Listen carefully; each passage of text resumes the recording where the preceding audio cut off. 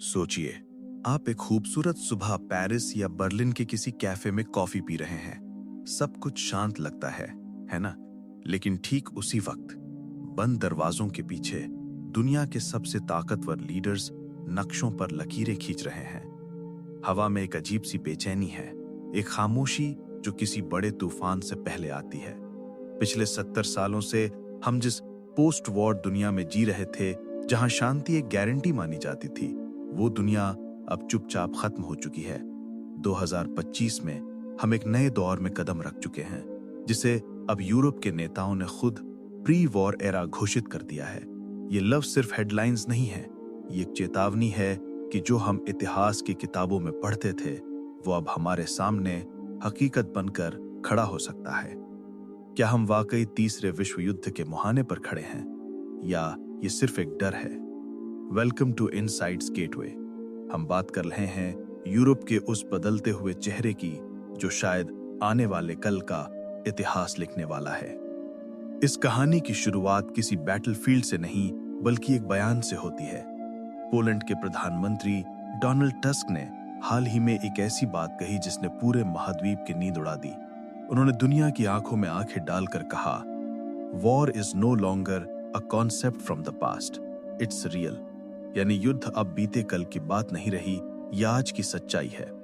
जरा गहराई से सोचिए इस बात पर। एक ऐसा यूरोप जो दशकों से शांति, आर्ट और कल्चर का प्रतीक था, आज अपने नागरिकों को मानसिक रूप से युद्ध के लिए तैयार कर रहा है। ये बदलाव रातों रात नहीं हुआ, लेकिन अब इसे अनदेखा करना नामुमकिन है। फ्रांस के राष्ट्रपति इमैनुअल मैक्रोन को देखिए। वही मैक्रोन जो कभी डिप्लोमेसी और घंटों फोन पर बातचीत करने के लिए जाने जाते थे, आज उनकी टोन, उनका लहजा पूरी तरह बदल चुका है। वो अब शांति की अपील नहीं, बल्कि यूरोप की सुरक्षा के लिए फौज और हथियारों की बात कर रहे हैं। 2025 में जो हम देख रहे हैं, वो सिर्फ बॉर्डर पर सैनिकों का जमावड़ा नहीं है, बल्कि एक गहरा साइकोलॉजिकल शिफ्ट है। हमें आदत थी ये मानने की कि वर्ल्ड वॉर जैसी चीजें तो ब्लैक एंड व्हाइट फिल्मों का हिस्सा हैं, लेकिन आज यूरोप पोस्ट वॉर पीस के सुखद सपने से निकलकर प्री वॉर रियलिटी की कड़वी जमीन पर आ खड़ा हुआ है। हवाओं में यह सवाल तैर रहा है कि अगर कल बिगुल बज गया तो क्या हम तैयार हैं? अब जरा नजदीक से देखते हैं। जब हम प्री वॉर कहते हैं, तो इसका मतलब सिर्फ नेताओं के बयानों से नहीं है। इसका मतलब है जमीन पर मौजूद वो खतरा जो किसी भी पल फट सकता है। दुनिया के नक्शे पर एक बहुत छोटी सी लकीर है, सिर्फ 60 मील यानी करीब 100 किलोमीटर लंबी। इसे कहते हैं सुवालकी गैप। सुनने में शायद ये किसी आम टूरिस्ट डेस्टिनेशन जैसा लगे, लेकिन मिलिट्री एक्सपर्ट्स आज इसे दुनिया की सबसे खतरनाक जगह मानते हैं। जरा विजुअलाइज कीजिए, आप एक पतले से गलियारे में खड़े हैं। आपके एक तरफ है पोलैंड, दूसरी तरफ है लिथुआनिया। लेकिन असली डर आपके दाएं और बाएं है। एक तरफ है बेलारूस और दूसरी तरफ है कलिनिनग्राड, रूस का वो हिस्सा जो मिसाइलों और हथियारों का गढ़ है।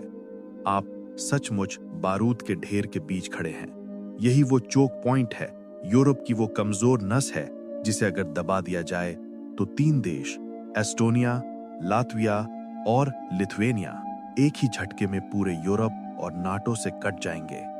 मदद पहुंचने के सारे रास्ते बंद हो जाएंगे। वो एक टापू की तरह अकेले रह जाएंगे, मदद की गुहार लगाते हुए। सोचिए वहां रहने वाले आम लोगों के दिल में क्या गुजरती होगी जब वो सुबह उठते हैं तो वो जानते हैं कि वो एक ऐसे बफर जोन में रह रहे हैं जहां अगर कोई गलती हुई, अगर तीसरा विश्व युद्ध शुरू हुआ, तो उसकी पहली गोली शायद उनके घर के आंगन में ही चलेगी। सुवालकी गैप आज सिर्फ एक बॉर्डर नहीं है, ये वो ट्रिगर है जिस पर दुनिया की उंगली रखी हुई है। लेकिन खतरा सिर्फ जमीन की लकीरों तक सीमित नहीं है। अब हम आपको ले चलते हैं गहरे समंदर के अंधेरे में, जहां एक ऐसी जंग लड़ी जा रही है जो दिखाई नहीं देती पर सुनाई भी नहीं देती। इसे कहते हैं शैडो वॉर एट सी। जरा सोचिए, जिस इंटरनेट पर आप अभी ये वीडियो देख रहे हैं, या जिस कनेक्शन से दुनिया का पूरा बैंकिंग सिस्टम चलता है, वो हवा में नहीं, बल्कि समंदर की गहराई में बिछी पतली पतली केबल्स के जरिए जिंदा है। और आज यूरोप के उत्तरी समंदर यानी नॉर्थ सी में कुछ बेहद अजीब हो रहा है। यहाँ घोस्ट शिप्स घूम रहे हैं। ये वो रूसी जहाज हैं जो अपने ट्रांसपॉन्डर्स बंद कर देते हैं ताकि कोई राडार उन्हें देख न सके।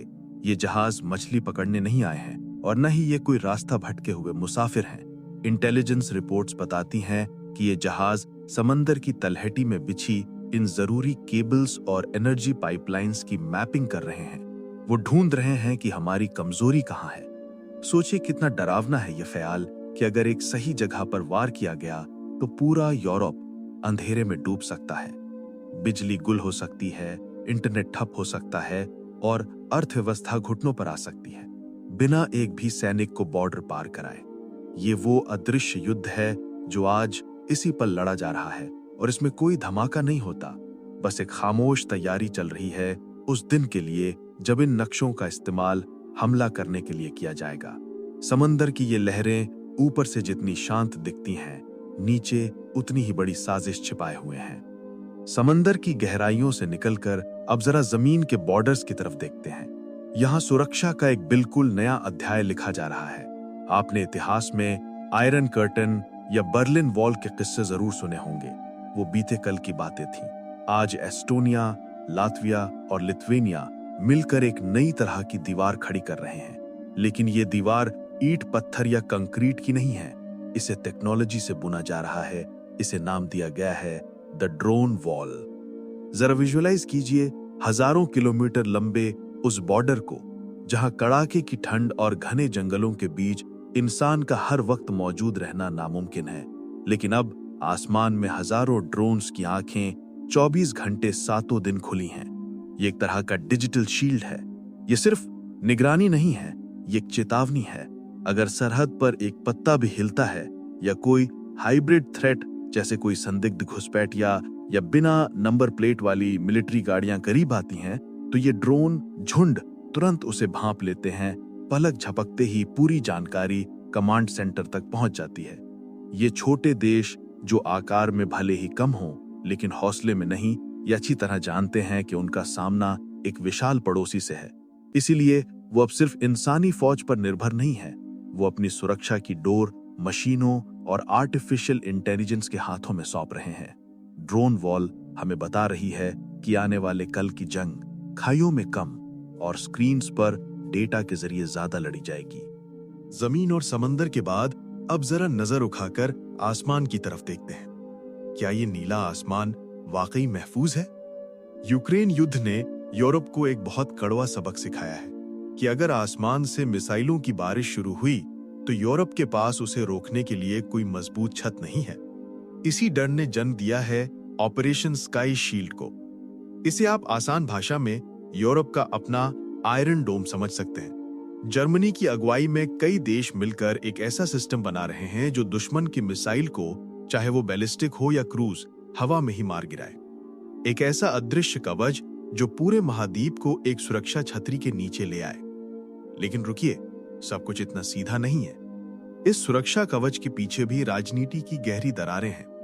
फ्रांस और जर्मनी, जो यूरोप के दो सबसे बड़े पिलर हैं, इस मुद्दे पर आमने सामने हैं। फ्रांस का कहना है कि हमें अपनी यानी मेड इन यूरोप तकनीक इस्तेमाल करनी चाहिए ताकि हम आत्मनिर्भर बने। वहीं जर्मनी का मानना है कि वक्त बहुत कम है, इसलिए हमें तुरंत अमेरिका और इजराइल से बने सिस्टम्स तैनात करने चाहिए।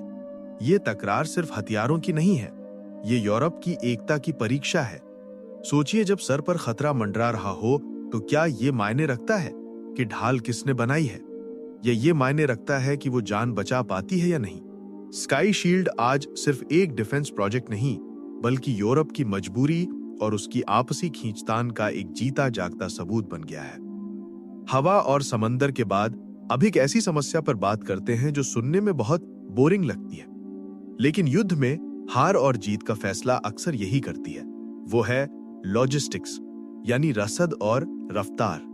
हैरानी की बात यह है कि आज के यूरोप में एक आम टूरिस्ट के लिए एक देश से दूसरे देश जाना बेहद आसान है।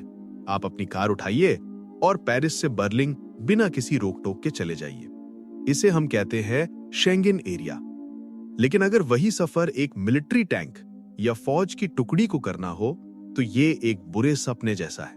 जी हाँ, सुनने में अजीब लगता है, लेकिन यूरोप में सैनिकों को बॉर्डर पार करने के लिए हफ्तों लग जाते हैं। कागजी कार्रवाई, कस्टम क्लियरेंस और लाल फीता शाही का इतना बड़ा पहाड़ है कि अगर आज जंग छिड़ जाए तो नेटो की फौजें बॉर्डर पर ही फॉर्म भरते हुए फंस जाएंगी, जबकि दुश्मन आगे बढ़ रहा होगा।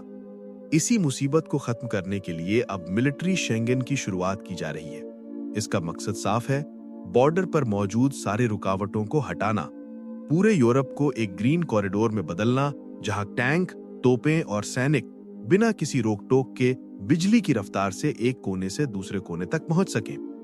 यह बदलाव हमें बताता है कि यूरोप अब समझ चुका है कि आधुनिक युद्ध में वक्त ही सबसे बड़ा हथियार है।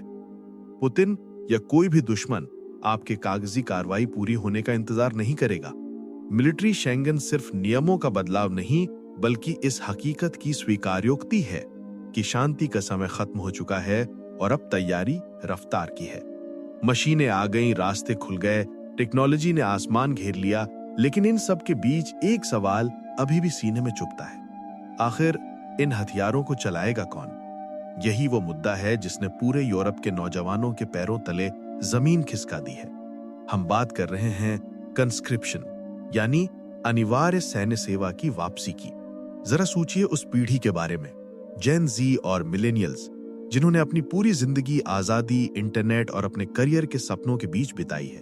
उन्होंने युद्ध केवल वीडियो गेम्स में देखा है, और अब अचानक जर्मनी और यूके जैसे देशों में यह बहस छिड़ गई है कि क्या अब हर नौजवान के लिए फौज में शामिल होना जरूरी कर देना चाहिए। यह सिर्फ एक पॉलिसी नहीं है, एक बहुत बड़ा कल्चर शॉक है। एक 20 साल का लड़का जो बर्लिन में स्टार्टअप शुरू करने के सपने देख रहा था, या लंदन का एक आर्टिस्ट, क्या वो मानसिक रूप से तैयार है अपनी कलम या लैपटॉप छोड़कर हाथ में राइफल उठाने के लिए? क्या वो तैयार है खइयों में दिन बिताने के लिए? समाज में इस बात को लेकर एक गहरा विरोध और डर है। बूट कैंप्स और ट्रेनिंग की तस्वीरें आ रही हैं, लेकिन साथ ही सड़कों पर प्रोटेस्ट भी हो रहे हैं। ये बहस एक बहुत कड़वे सच को सामने लाती है कि देश को बचाने की कीमत शायद इस पीढ़ी के सपनों की बलि देकर चुकानी पड़ेगी। क्या आज का मॉडर्न इंडिविजुअलिस्टिक यूथ उस पुरानी नेशनल ड्यूटी के लिए तैयार है, या फिर हम एक ऐसी फौज खड़ी करने जा रहे हैं जिसका दिल लड़ाई में है ही नहीं?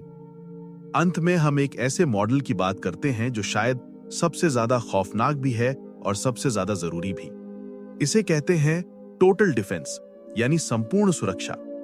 अगर आपको देखना है कि युद्ध के साये में जीना किसे कहते हैं, तो स्वीडन और फिनलैंड को देखिए। इन देशों ने सिर्फ अपनी फौज को तैयार नहीं किया है, बल्कि अपने पूरे समाज को तैयार कर लिया है।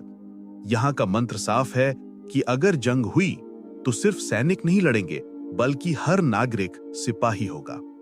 जरा सोचिए, स्वीडन में लाखों घरों में सरकार ने एक छोटी सी पुस्तिका भेजी है जिसका टाइटल है इफ क्राइसिस और वॉर कम्स।